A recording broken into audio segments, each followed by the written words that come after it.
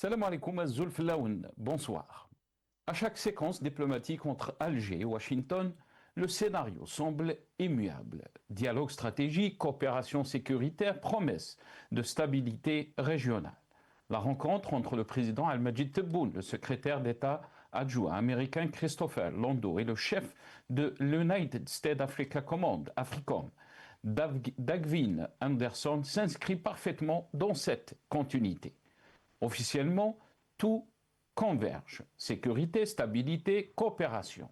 Dans un Sahel sous tension marquée par les recompositions géopolitiques et les menaces transnationales. Ce discours relève presque de l'évidence. Mais derrière cette rhétorique bien huilée, une question centrale s'impose. Qui tire réellement profit de ce partenariat? Sur le papier, les intérêts semblent alignés.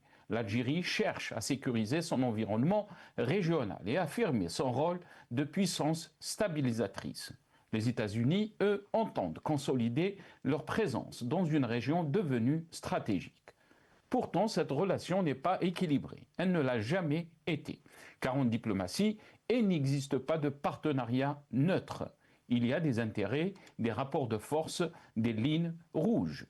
Le véritable défi pour Alger est là. Coopérer sans s'aligner, dialoguer sans s'effacer, s'ouvrir sans céder sur l'essentiel. Or, la crédibilité extérieure d'un État commence toujours par sa cohérence interne. Toute ambiguïté, toute hésitation, toute contradiction fragilise sa parole diplomatique et ouvre la voie aux influences extérieures. Une politique étrangère ne se construit pas dans l'improvisation, mais dans la constance et la clarté. Dans un monde en mutation rapide et un Sahel en recomposition, le pouvoir en Algérie avance sur une ligne étroite. Il n'a pas le luxe de l'ambiguïté. L'Algérie doit arbitrer, choisir, affirmer ses priorités avec lucidité. D'autant que la coopération pourrait franchir un nouveau cap. Rappelons-nous des déclarations de l'ambassadeur Boukhadoum à Washington. Il a évoqué une intensification des relations militaires, évoquant notamment l'acquisition d'équipements au profit d'Alger. Le ciel est la limite, a-t-il déclaré, comme pour ouvrir un champ des possibles sans plafond. Mais jusqu'où l'Algérie est-elle prête à aller dans cette dynamique? Et surtout, cette coopération renforce-t-elle réellement sa souveraineté stratégique? Ou en redéfinit-elle à terme les contours? Nous en débattrons avec nos invités juste après cette petite intro.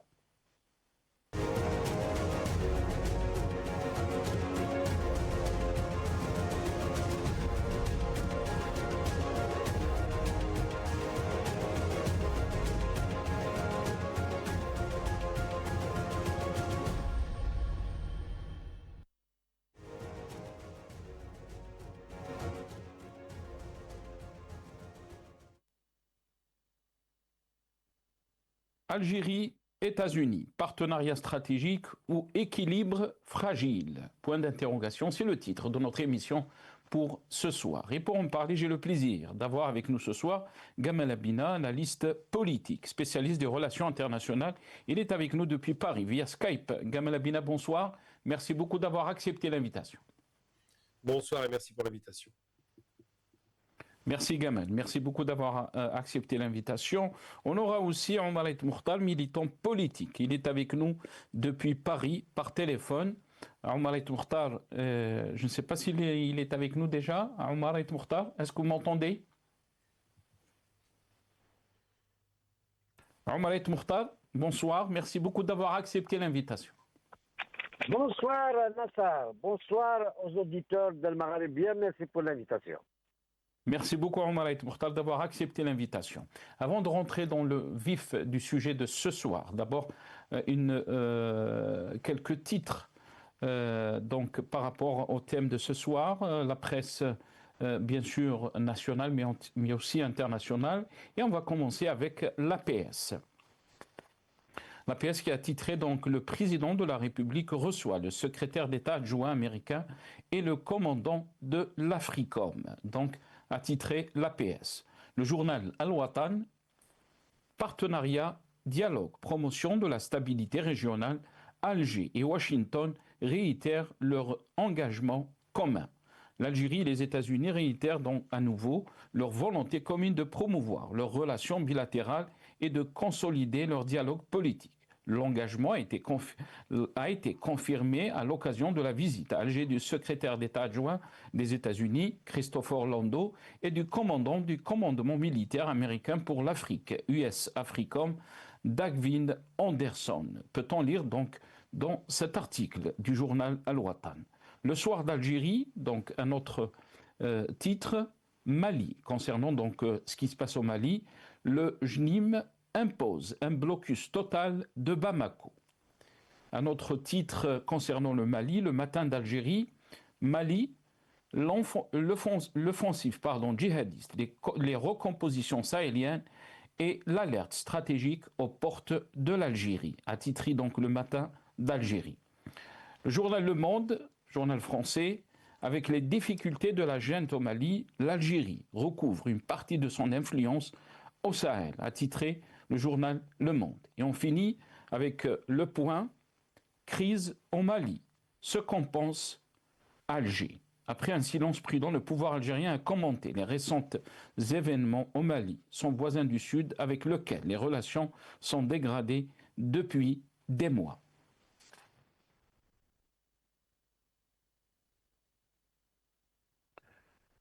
Voilà, donc quelques titres de la presse nationale et internationale, surtout française. On va regarder ces images, ce clip donc Tebboune qui reçoit donc le commandant de l'Africom. On regarde ces images et on revient juste après à nos invités.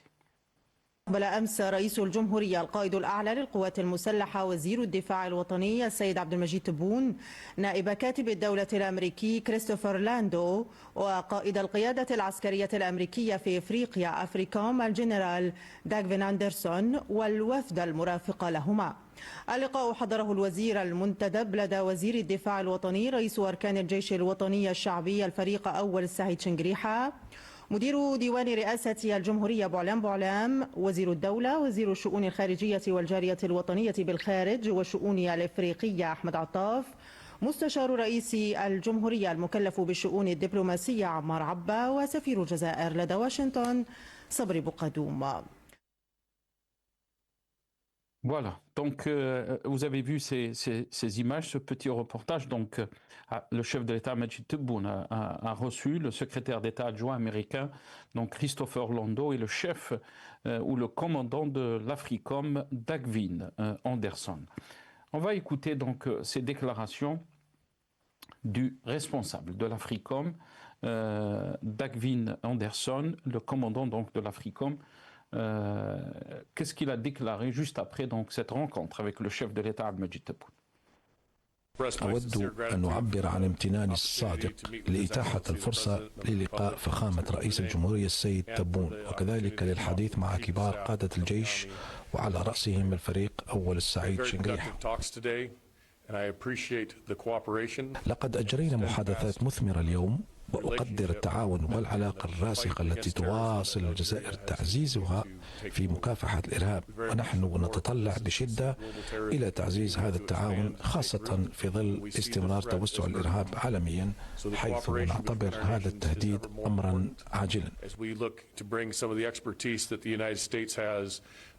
إن التعاون مع بلدينا يزداد أهمية، إذ يمكن للولايات المتحدة أن تقدم خبرتها في مكافحة الإرهاب عالميا إلى جانب القدرات المتميزة التي تمتلكها الجزائر بفضل خبرتها العميقة في هذا المجال.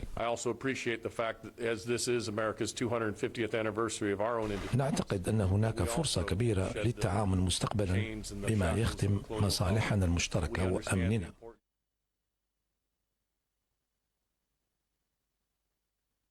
Voilà, donc le commandant de l'Africom, Dagvin Anderson, dans ses déclarations, il a parlé donc de cette coopération et surtout, il a mis en exergue, on va dire, la lutte antiterroriste, bien sûr, et par rapport à ces changements géopolitiques et ce qui se passe aussi surtout dans le Sahel. Il était à côté de lui, donc, le secrétaire d'État adjoint américain Christopher Lando et le chargé d'affaires donc de l'ambassade américaine. Gamal Abina, je vais commencer cette émission avec vous. Comment peut-on définir aujourd'hui la nature réelle du partenariat entre l'Algérie et les États-Unis? Est-ce qu'on peut parler de coopération équilibrée ou relation asymétrique assumée? Qu'est-ce que vous en pensez?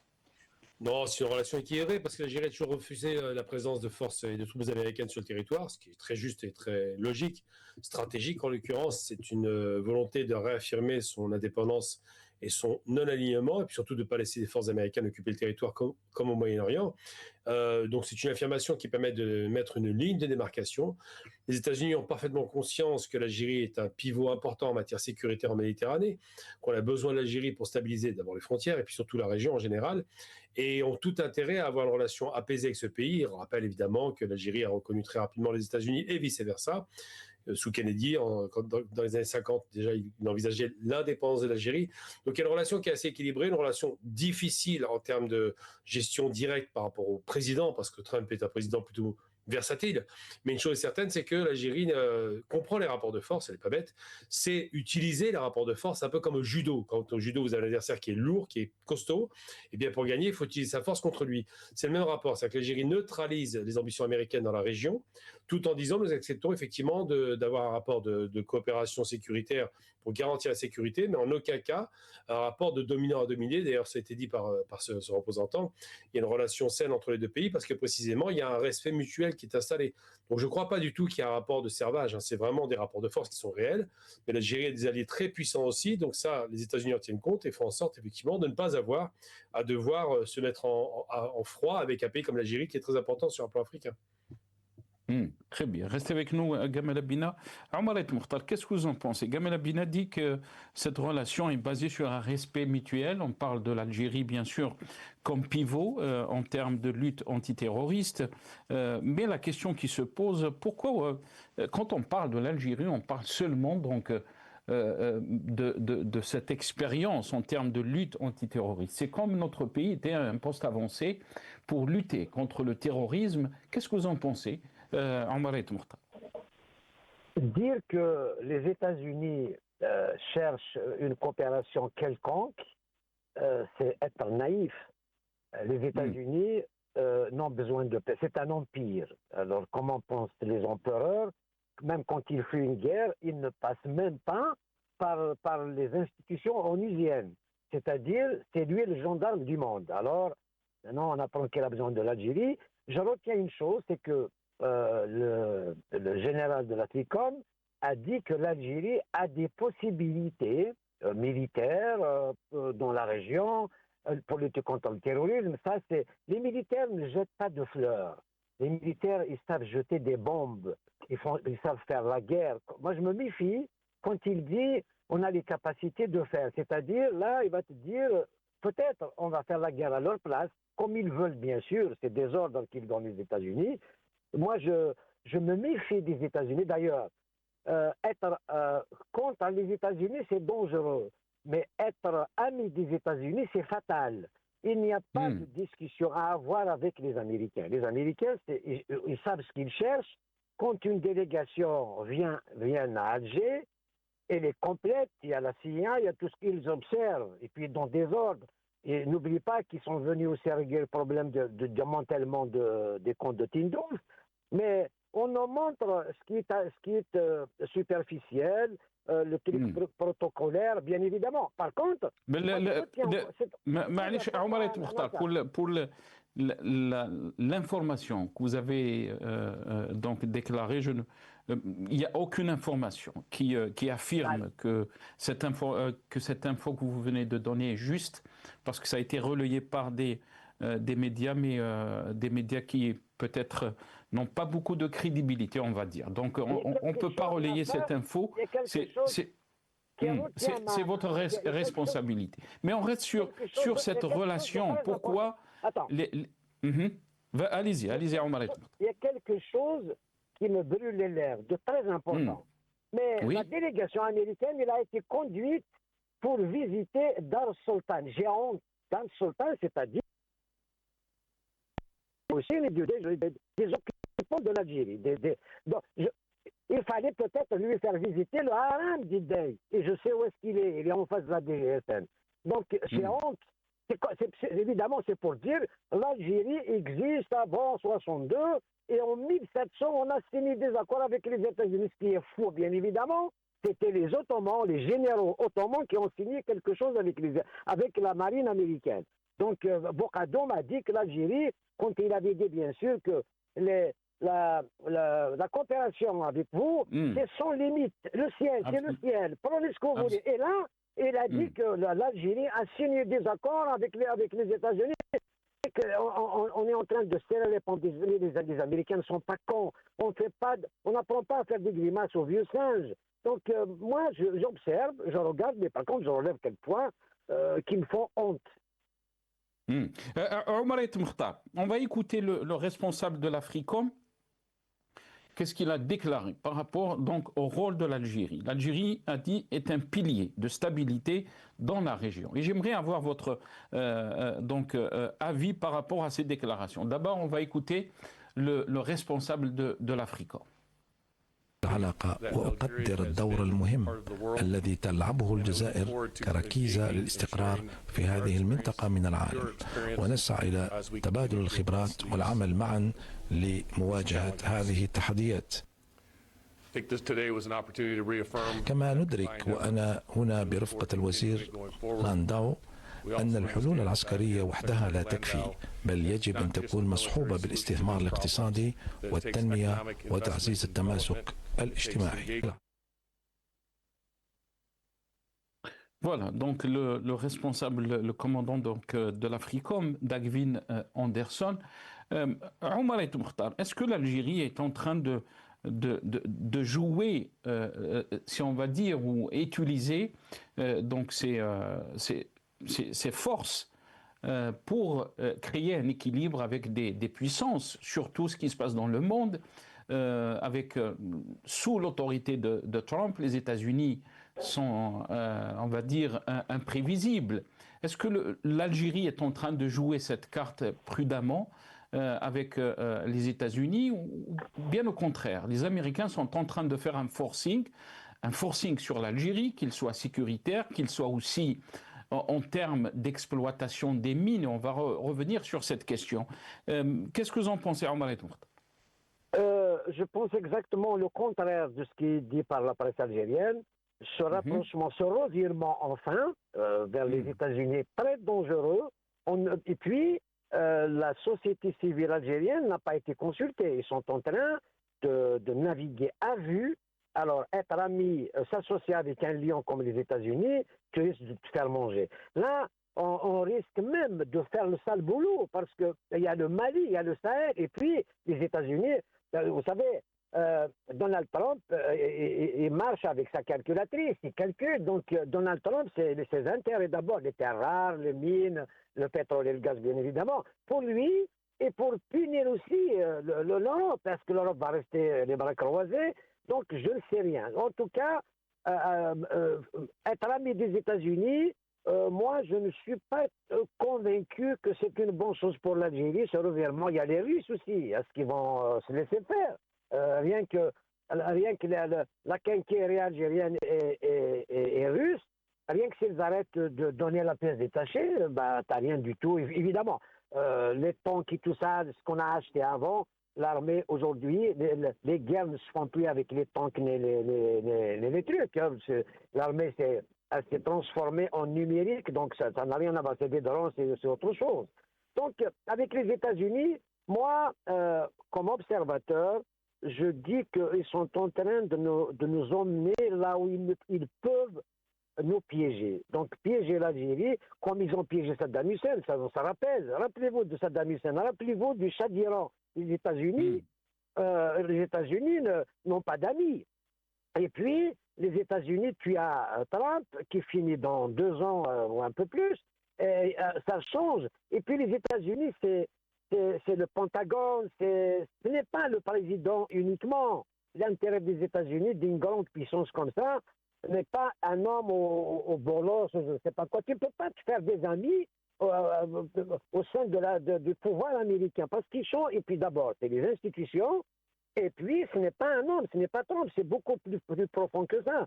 L'Algérie, je crois qu'elle joue un jeu très dangereux. Et moi, quel Algérien qui a confiance en Attaf? Quel Algérien qui a confiance en Tebboune? Disons les vérités. Mais quand il dit, Omar El Moukhtar, quand il dit comme ça, on donnera le temps aussi à Gamel Abinab de répondre et s'il veut aussi rebondir par rapport à ce qui a été dit. Omar El Moukhtar, quand le responsable de l'Africom dit que l'Algérie a une armée qui est forte, est-ce que ce n'est pas un atout d'avoir une armée qui est forte? Mais non. Je vous laisse la parole. Non, ce que je comprends, je te dis que l'armée, l'Africom, le général américain, le militaire ne distribue pas des fleurs, ils savent jeter des bombes, mais quand il te jette des fleurs par une armée, c'est-à-dire il a fait l'inventaire. Vous savez ce que c'est que l'inventaire? Donc il connaît ta capacité, évidemment. Parce qu'on pas unis.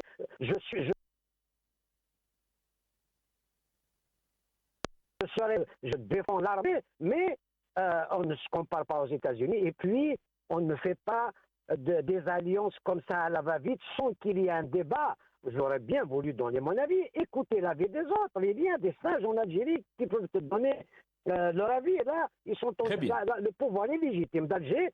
Qui a confiance en Tebboune aujourd'hui? Est-ce que Tebboune est calibré pour être le président? Est-ce que Tebboune est diplomate? Est-ce qu'on a confiance en Attaf? Est-ce qu'on a confiance en Boukadour? Ils sont en train d'emmener ce bateau Algérie. Il est devenu ivre. Ils font ce qu'ils veulent. Et puis ils vont obéir aux injonctions américaines. Ça, c'est clair, net et précis. Très bien. Restez avec nous, Omar El Moukhtar. Gamel Abina, qu'est-ce que vous en pensez? Quand Omar El Moukhtar parle d'obéissance, donc des injonctions américaines, et on connaît la politique et l'agressivité donc de la politique américaine et bien sûr son influence dans différentes régions du monde et surtout en Afrique. Est-ce que vous pensez que l'Algérie a les moyens à faire face donc à une relation de respect mutuel, comme vous l'avez dit, à un équilibre, ou bien au contraire, elle va subir cette force américaine? Qu'est-ce que vous en pensez? Puisque Omar El Moukhtar a soulevé aussi une question qui est très importante, celle de la politique intérieure. C'est comment il est géré notre pays à l'intérieur avec toutes ces contradictions. Est-ce que cette gestion politique de l'intérieur affaiblit aussi notre image, notre pouvoir à l'extérieur? Qu'est-ce que vous en pensez? Vous savez, quand on parle de relations internationales, on n'est pas à l'école maternelle, c'est pas les relations d'enfants, c'est pas les relations de gamins, c'est pas les relations de gros bras, c'est pas comme ça que ça se passe. Les relations internationales sont des relations, évidemment, comme le disait très bien De Gaulle d'ailleurs, d'intérêt évident, et chacun défend ses propres intérêts, il n'y a pas que l'Amérique qui le fait, tout le monde le fait. Le seul qui puisse être un véritable concurrent puissant aux États-Unis s'appelle la Chine, donc les rapports de force sont là. Chine, alliée de l'Algérie. Russie, alliée d'Algérie, qui sont un concurrent. Donc l'Algérie a très peu d'ennemis à travers la planète et sait ménager effectivement les relations internationales. De là à dire qu'on serait les proxys des États-Unis, j'entends des trucs bêtes, mais là c'est impressionnant. Donc on n'est pas les proxys des États-Unis, preuve en est, ils ont demandé plusieurs fois à installer des bases en Algérie qui ont été refusées. Donc il n'y a pas de proxy qui tient. Ensuite, la superpuissance américaine vient de démontrer sa faiblesse devant l'Iran. C'est très amusant, parce qu'elle a fait la guerre à papa. Les gros navires, les gros porte-avions, les gros bombardiers, les B-2 et tout le reste. On a vu le résultat en Iran. Ils sont obligés de négocier. Le monde change, les rapports de force changent. Les États-Unis en ont parfaitement conscience. Trump est quand même conseillé par des gens qui lui disent attention là-dessus, il ne faut pas trop appuyer. Donc c'est pas genre le géant qui va écraser le petit. Ça ne fonctionne pas comme ça. Trump a des amis, les Européens, à qui il a demandé de l'aide pour vaincre l'Iran. Donc la surpuissance américaine, l'hyperpuissance était encore pendant les 30 dernières années effectivement vrai. Aujourd'hui, ça ne l'est plus. Parce que d'abord, ils n'ont pas les moyens de mener une guerre sur le long terme, parce qu'ils n'ont pas les hommes pour faire ces guerres, et parce que de toute façon, technologiquement, ils sont dépassés par les missiles hypersoniques que maîtrisent très bien l'Iran, la Chine, évidemment la Corée et la Russie. Donc déjà, les rapports de force ont changé. Ensuite, la guerre des drones est arrivée, qui a totalement changé la donne. Les Américains ont été dépassés par les drones low cost. Donc ça, c'est des réalités. L'Algérie développe ses drones, je le rappelle. Et de là à dire, alors j'ai entendu une absurdité, mais enfin, c'est pas les premières, il y en a des kilomètres avec ce monsieur, la question par exemple de la régence d'Alger. Donc la régence d'Alger qui discute avec les États-Unis, c'est l'Algérie. Je sais que ça fait du mal parce qu'on a un petit peu zémorien dans son discours. Mais je rappelle que lorsque les Français vont agresser l'Algérie, quand ils vont faire leur guerre de conquête, la régence d'Alger, qui est très éloignée de l'Empire ottoman, ne reçoit pas le concours des armées ottomanes. Pourquoi? Parce qu'il y a une forme d'indépendance déjà de fait actée. C'est-à-dire que ce n'est plus un empire tentaculaire qui dirige à partir de la centralité de l'empire ottoman turc. C'est pas du tout ce qui se passe. Là, il y a vraiment une sorte de distance comme ça qui s'est créée, une élasticité du pouvoir et surtout une localisation du pouvoir à Alger. Donc cette régence, effectivement, parle à l'Amérique en tant qu'Algérie. Je sais que c'est dur à entendre, qu'on a du mal à le concevoir, mais c'est comme ça. Et donc de dire que l'Algérie serait un supplétif, bon ça c'est ridicule, il ne va pas faire de guerre par proxy, que l'Algérie est un élément fondamental, l'Amérique le répète à chaque fois, elle ne ment pas depuis des années, parce qu'on a besoin de stabilité dans la région, ils ont vu la catastrophe qu'ils ont fait en Libye, ils voient que dans le Sahel ça ne se passe pas bien, le Mali est en train de malheureusement d'essuyer des coups très terribles, et les Américains qui disent qu'ils ont eux-mêmes une expertise antiterroriste, rappellent, et c'est là où il y a une réalité, on ne passe pas de savon, c'est des faits historiques, que l'Algérie a développé une expertise antiterroriste réelle. Preuve en est. Mais la question aussi, il y a un revers de cette question que vous avez posée, Gamal Abina. Est-ce que l'Algérie aussi est réduite seulement à cette lutte antiterroriste quand il s'agit des relations avec les Américains d'un côté, et de l'autre côté, on parle aussi des richesses minières. Donc la question qui se pose des Algériens, je pense que ça a été soulevé par Omar El Mokhtar, c'est que est-ce que les Algériens sentent que ce pouvoir défend les intérêts du pays ou défend les intérêts des groupes d'influence, on va dire. Qu'est-ce que vous en pensez ? L'Algérie défend les intérêts de la nation, ça c'est indiscutable. Sinon, on n'aurait pas la première compagnie africaine depuis 25 ans, qui s'appelle la Sonatrach, qui est la mieux gérée d'Afrique. Donc si le pays ne défendait pas vraiment ses intérêts particuliers, les intérêts nationaux, eh bien la Sonatrach appartiendrait aux étrangers. Ça n'est pas le cas. Ça reste une compagnie nationale comme la Sonelgaz et comme tous les groupes algériens nationaux, comme d'ailleurs Seidal, le groupe pharmaceutique, qui assure 80% des besoins algériens aujourd'hui. Donc non, on ne peut pas dire ça. L'Algérie travaille à une souveraineté économique réelle. L'Algérie travaille à faire en sorte qu'on attire des IDE, les investissements directs étrangers, et l'Algérie reste souveraine chez elle. Maintenant, qu'on essaie de dire, voilà, il y a un grand pays, un petit pays, il n'y a pas un grand pays, un petit pays, il y a un grand pays américain, c'est vrai, une grande nation américaine dominante, qui recule de plus en plus, il faut le rappeler quand même, parce que les bases américaines au Moyen-Orient sont plus trop présentes. Et puis, il y a d'autres nations qui font des alliances stratégiques et qui garantissent effectivement un soutien. J'en veux pour preuve que l'Iran toute seule se serait effondrée s'il n'y avait pas le concours des Russes et des Chinois qui, en sous-jacent, leur donnent de l'information, leur donnent du renseignement, leur donnent des photos satellitaires. Et pourtant, les Russes en ce moment, Gamal Abina, c'est eux qui protègent donc le pouvoir en Mali. Et on a vu ces derniers jours ce qui s'est passé.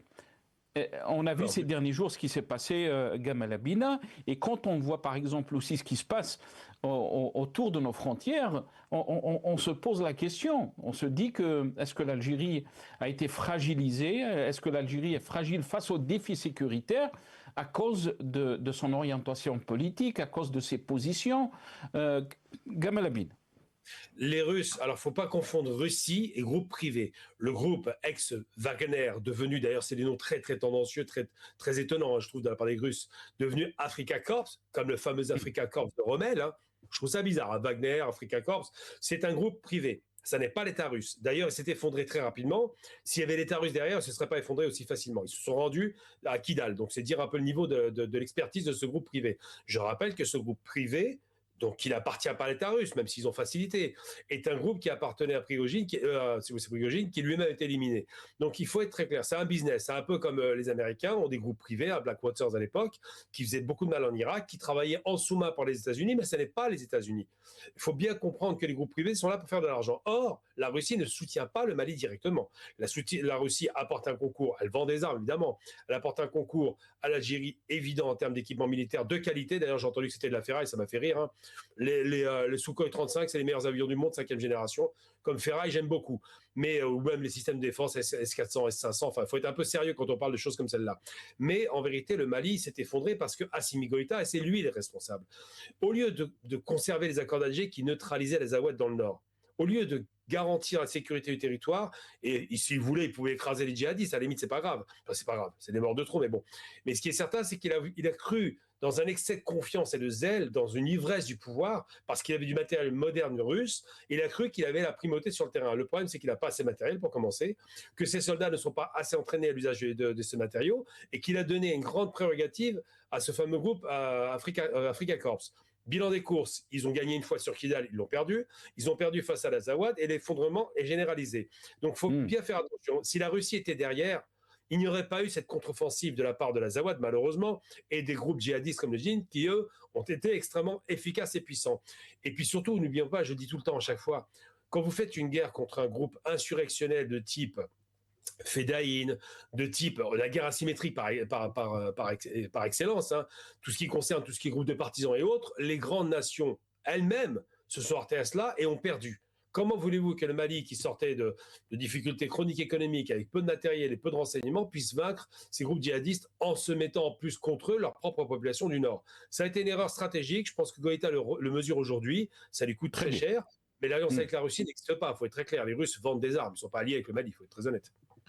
Très bien. Restez avec nous, Gamal Abina. On va revenir sur la question du Mali aussi. Omar et Mokhtar, parce qu'il y avait... on va revenir sur le titre le point qui dit « Après un silence prudent, le pouvoir algérien a commenté les récents événements donc, au Mali ». Omar et Mokhtar, la question est à vous, bien sûr, si vous voulez répondre à Gamal Abina. Mais avant de vous donner la parole, on va vous faire passer ce clip de l'ENTV, donc Attaf, le ministre des Affaires étrangères, qui rencontre donc la délégation américaine. وبمقر وزارة الخارجية تحدث وزير الدولة وزير الشؤون الخارجية والجالية الوطنية بالخارج والشؤون الأفريقية أحمد عطاف مع نائب كاتب الدولة الأمريكي كريستوفر لوندو. اللقاء جرى على انفراد ليتوسع بمشاركة أعضاء وفدي البلدين. وقد خصصت المحادثات لاستعراض الحركية المتميزة التي تتبع مختلف محاور العلاقات الجزائرية الأمريكية وبحث آفاق إضفاء المزيد من الزخم عليها من خلال تعزيز الحوار الاستراتيجي. كما ناقش الطرفان عددا من المسائل الإقليمية والدولية ذات الاهتمام المشترك وفي مقدمتها تطورات الأوضاع في منطقة الساحل الصحراوي وكذا مستجدات المسار السياسي الرامي لحل قضية الصحراء الغربية. واستهلت مراسم الاستقبال بتحية العلم الوطني وتقديم التشريفات العسكرية للفريق أول داغفين أندرسون من قبل تشكيلات من مختلف قوات الجيش الوطني الشعبي.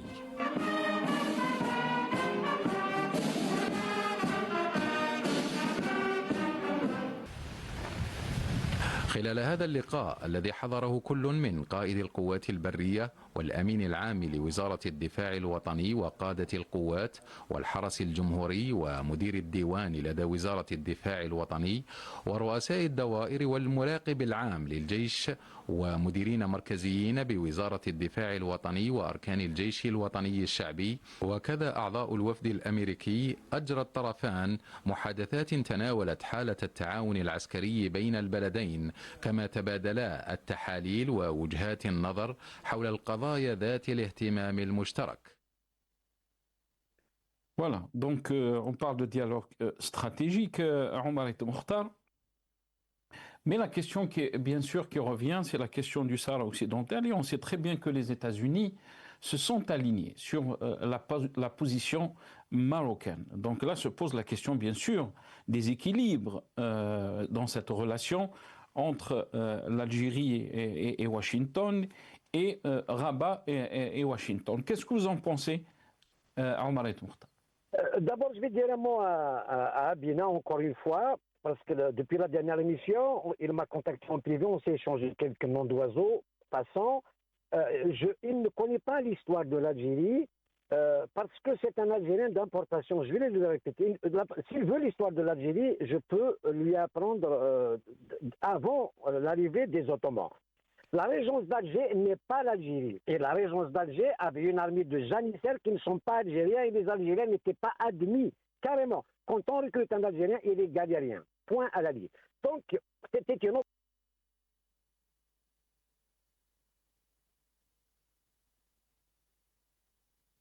Omar et Mokhtar? Si c'est possible de le rappeler. Je pense qu'on a été... qu'on a perdu Omar et Mokhtar. C'est pas grave, on va essayer de le rappeler très rapidement. Soundbite 6, nos amis de la régie, donc la vidéo 6, si c'est possible. Espérons donc avoir Omar et Mokhtar parmi nous juste après. يسعدني أن أرحب بكم وبالوفد المرافق لكم بمقر أركان الجيش الوطني الشعبي بمناسبة زياراتكم إلى الجزائر، والتي ستشكل دون شك حلقات جديدة داعمة لمسار التعاون الثنائي، لا سيما بعد التوقيع في جانفي 2025 على مذكرة تفاهم في مجال التعاون العسكري. Oui. Voilà, donc les déclarations du chef d'état-major, c'est Chingriha. Oumaret Mokhtar, est-ce que vous m'entendez?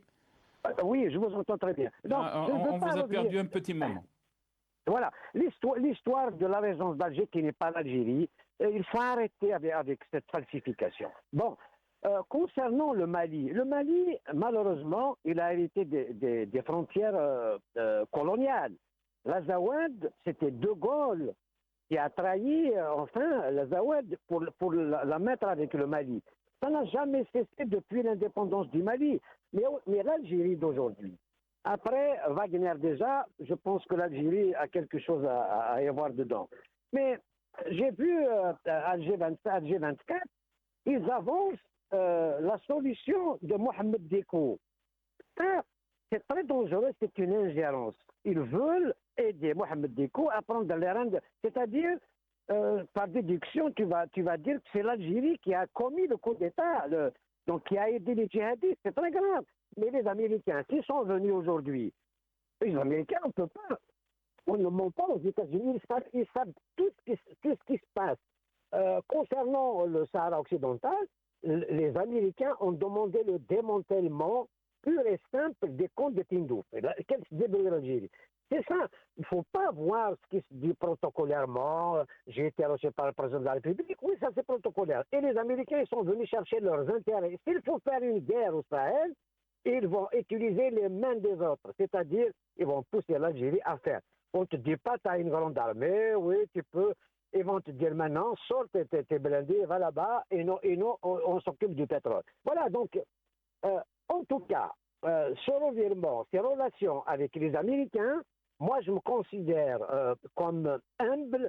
Je veux bien qu'on soit patriote et s'occuper de nos affaires. D'ailleurs, aujourd'hui, moi, je demande au général Toufik, je demande à Ali Ben Feli, je demande à Saïd Saadi, à Louis Ahnoun, les gens connus, qu'on connaît en Algérie, il faut qu'ils s'expriment sur ça. Moi, je n'ai pas confiance à l'équipe dirigeante en Algérie. Moi, je veux qu'il y ait une commission d'enquête parlementaire. On n'a pas de parlementaire, malheureusement. On a soit des gens qui s'attaquent. Pourquoi vous reprochez donc au pouvoir algérien de défendre les intérêts du pays, surtout sécuritaires? Vous avez parlé de l'imam Mahmoud Dicko qui a été reçu par le chef de l'État, Majid Tebboune. On se rappelle, après donc cette rencontre avec Majid Tebboune, il y avait une crise avec le pouvoir en place au Mali. Pourquoi l'Algérie est responsable de ce qui se passe au Mali, alors que l'Algérie a fait tout pour qu'il y ait donc une feuille de route où il y aura la paix entre les Maliens, où il y aura donc un bon voisinage avec l'Algérie, de bonnes relations. Il y avait même le traité de 2015. Qu'est-ce que vous en pensez? Vous savez, j'ai regardé l'émission d'Algérie 24 hier. On avance la solution, Mohamed Dicko. On sait bien qu'il n'y a pas de médias en Algérie. On leur a dit de dire ce qu'ils ont dit. Donc c'est clair, net et précis. C'est la présidence qui mijote et tout ça, un truc comme ça. Mais les Algériens, est-ce qu'ils ont confiance à Alger 24, à ses journalistes, à Tebboune et à l'équipe dirigeante? Mais pour avoir confiance. Donc ce que vous êtes en train de dire, que ce pouvoir, pour vous, qui ne représente pas les Algériens, et pour vous, qui n'est pas légitime, ne peut pas mener une politique étrangère qui va préserver les intérêts de l'Algérie. C'est ce que vous êtes en train de dire. Absolument. D'ailleurs, j'ai oublié un nom qui est important aussi. Il y a Mouloud Hamarouche, il y a Karim Tal. Mais on doit avoir une assurance de la part de ces hommes politiques, qu'ils soient bons ou mauvais, ils sont connus. Donc, il faut un débat. Là, quand il y a un consensus, ils vont nous dire non, les États-Unis, ça va, alhamdoulilah, on va se protéger, et puis ils nous disent nous sommes une grande armée, allez, 1, 2, 3. Mais le problème est là. Moi, je rencontre des Algériens qui n'ont pas confiance en ce qu'ils font, ces gens-là. Ils disent que Bokadoum, qui avait dit dans une interview aux États-Unis, la coopération avec les Américains, c'est sans limite. Donc, par peur de Trump. The sky is the limit. Le ciel est la limite. Oui, il a déclaré. Voilà. Alors, le problème, est-ce que c'est parce qu'on a peur le pouvoir a peur et la peur de Trump? Voilà. Le problème, c'est ça. Même le pont fait comme ça. Mais on n'a pas d'assurance. On ne sait pas ce qui se passe. On ne sait rien. C'est opaque. Par contre, il y a le général, c'est de sa responsabilité. Quand il y avait le général Tawfiq, qu'il soit bon ou mauvais, les affaires ne se déroulaient pas comme ça. On ne peut pas sauter directement, aller aux États-Unis. Ça, je pense que le pouvoir est devenu un navire ivre. C'est un bateau ivre. Je n'ai pas confiance. Parce Très que bien. s'attaquer à la France, alors que la cause de cette embrouille, c'est la reconnaissance de la France du Sahara marocain, et maintenant on revient au Bernouche de l'Émirat Abdelkader, on va se revoir, il n'y a pas de souci. Il y a un problème. Il y a un problème, donc Très bien. Moi je n'ai pas compris. Très bien. Gamal Abina, les points qui ont été soulevés par Omar El Moukhtar sont soulevés aussi par beaucoup d'observateurs. Concernant donc la politique étrangère de notre pays. Souvent on dit qu'elle n'a pas de boussole, on sait comment cette relation s'est détériorée par exemple avec d'un côté la France parce qu'il y a eu un changement de position concernant le dossier du Sahara occidental, la question de l'Espagne, aussi, mais aussi on a vu avec les pays du Sahel. Certes que la relation est revenue avec le Niger. Il y a eu donc le président tchadien qui a visité l'Algérie dernièrement, mais quand Omar El Moukhtar dit que je n'ai pas confiance dans cette politique étrangère, dans cette façon de gérer notre pays. Est-ce que vous êtes d'accord aussi? Parce que les États-Unis, ils sont en train de déclarer quelque chose, qu'ils ont un dialogue stratégique avec l'Algérie et que l'Algérie est un pays pivot en termes de lutte antiterroriste, mais de l'autre côté, ils reconnaissent la marocanité, on va dire, du Sahara occidental. Gamal Abina. Alors, je vais déjà quand même répondre au nom d'oiseau qui a été donné par ce plaisantin, Omar El Moukhtar, qui semble-t-il est algérien apparemment. Je suis un Algérien d'importation, dit-il.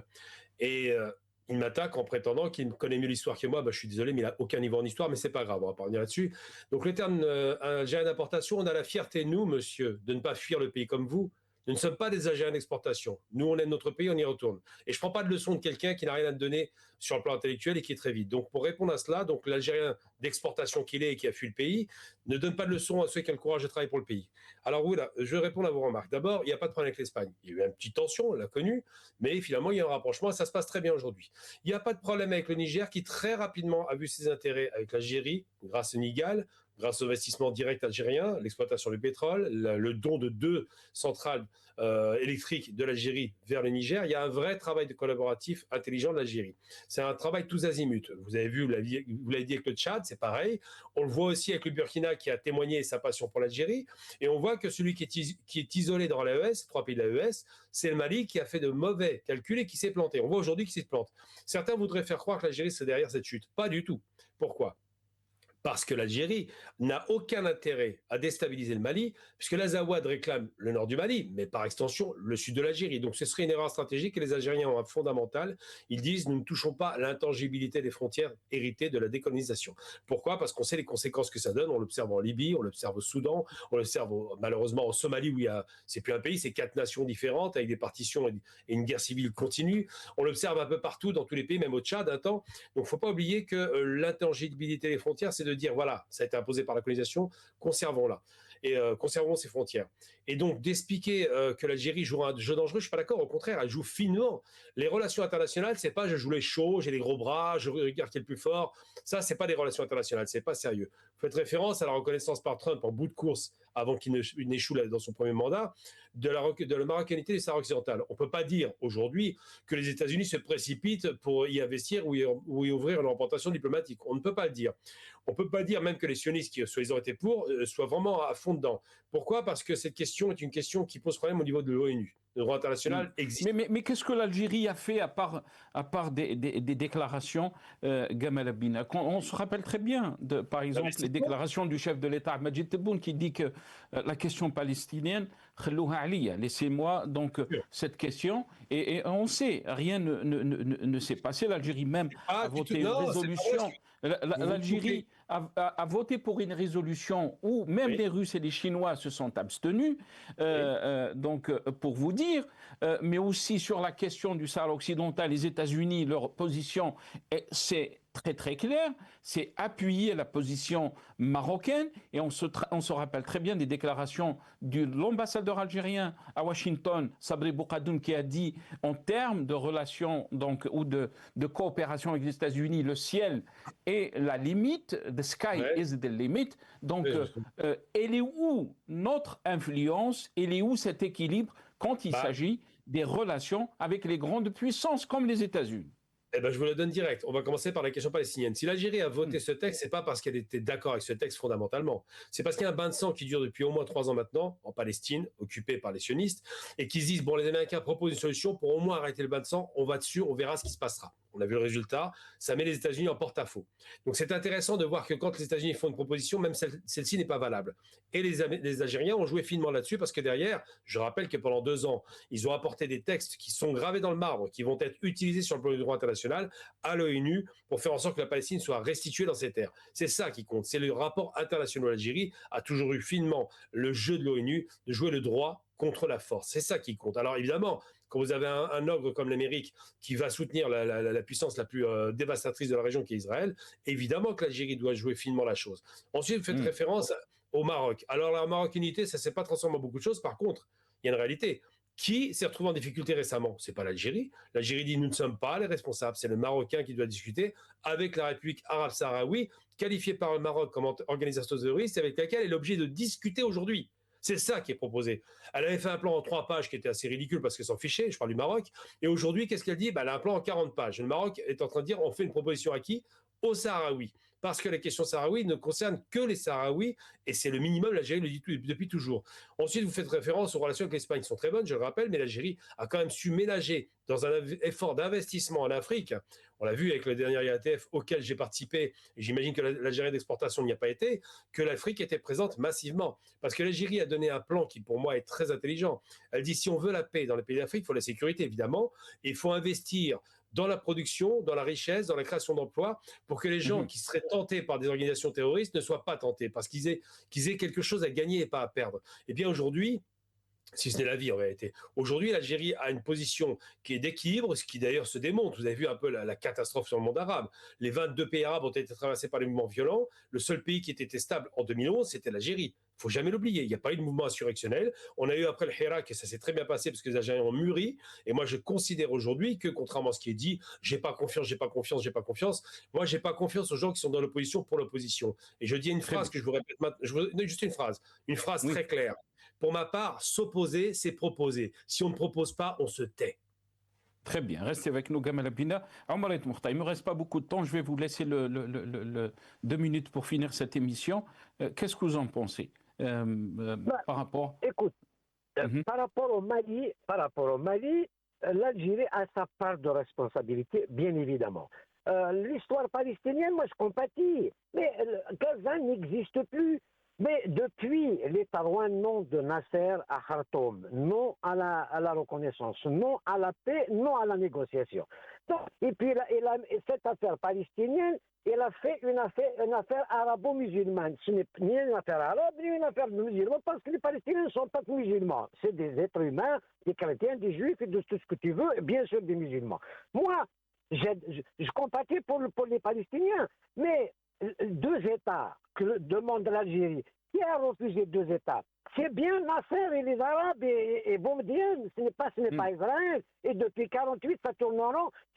L'histoire palestinienne n'a aucune solution. Alors, ironie du sort. L'Algérie a signé la proposition américaine à l'ONU. Qu'est-ce que. Alors que l'Algérie, quelqu'un qui attend, tu dis qu'il n'est pas avec lui. Mais demain, ils ont une position pas claire, ils changent d'avis. L'affaire du Sahara occidental. À chaque fois, c'est l'affaire des Sahara. Tout le monde sait que le pôle zéro, c'est l'Algérie. Moi, je veux des relations au Maghreb, que ce soit avec le Mali, il faut l'aider. Que ce soit avec les Marocains, avec les Libyens. Même les Libyens, on ne doit pas s'immiscer, on doit faire le Grand Maghreb. Mais le Grand Maghreb gêne le pouvoir. Ça les intéresse comme ça. Donc, rien de clair dans le pouvoir algérien. Et on continue, donc on ne sait pas où on va. C'est un bateau ivre. On ne sait pas où est-ce qu'on va. Et les Algériens... Et quand il dit, très rapidement, Omar El Mokhtar, quand il dit, Gamal Gbina, si on veut s'opposer, il faut proposer. Le hirak, il a été géré par le pouvoir algérien. Un mot par rapport à ça, très rapidement. Non, mais les Algériens peuvent proposer. Moi, ce que je demande aujourd'hui, c'est de protéger l'armée. C'est-à-dire l'armée, la sortir de la politique et la protéger. Il faut une armée forte, bien évidemment. On ne doit pas... Et pourtant, on a vu dernièrement, ces dernières années, des hauts gradés, des militaires, des généraux qui ont été emprisonnés, une instabilité en termes de nos services de sécurité. Mais tous les jours, il y a le chef des services qui change, les généraux en col, les généraux qui ont peur. On entend, on sait. Et puis, tiens, hier, il devait y avoir le procès de DGSN, de Farid Benchir. Pourquoi le reporter 2 ans? Même les témoins comme les Ben Nassar sont en prison. Pourquoi? Évidemment, moi je sais que parce que Saoula, la police de Saoula, sous Benchir, c'est Boualem qui est l'instigateur, c'est lui qui voulait casser les services. C'est une vérité. Donc aujourd'hui, il y en a marre. On veut de la clarté, on veut être rassuré, on aime ce pays. Bien sûr qu'on peut faire des... Pourquoi je demande Merci. Attends, pourquoi je demande à Ali Ben Felice de dire quelque chose? Il faut absolument... Parce que c'est nos aînés, il faut qu'ils nous disent quelque chose. Il faut y Merci beaucoup, Omar El Mokhtar. Désolé, merci beaucoup, Omar El Mokhtar. On a dépassé le temps de l'émission. Merci à nos invités. Gamal Gbina, analyste politique, spécialiste des relations internationales. Vous étiez avec nous depuis Paris. Merci à vous. Merci à Omar El Mokhtar, militant politique. Vous étiez avec nous depuis Paris par téléphone. Merci à vous aussi. Merci, chers téléspectateurs, d'avoir suivi cette émission.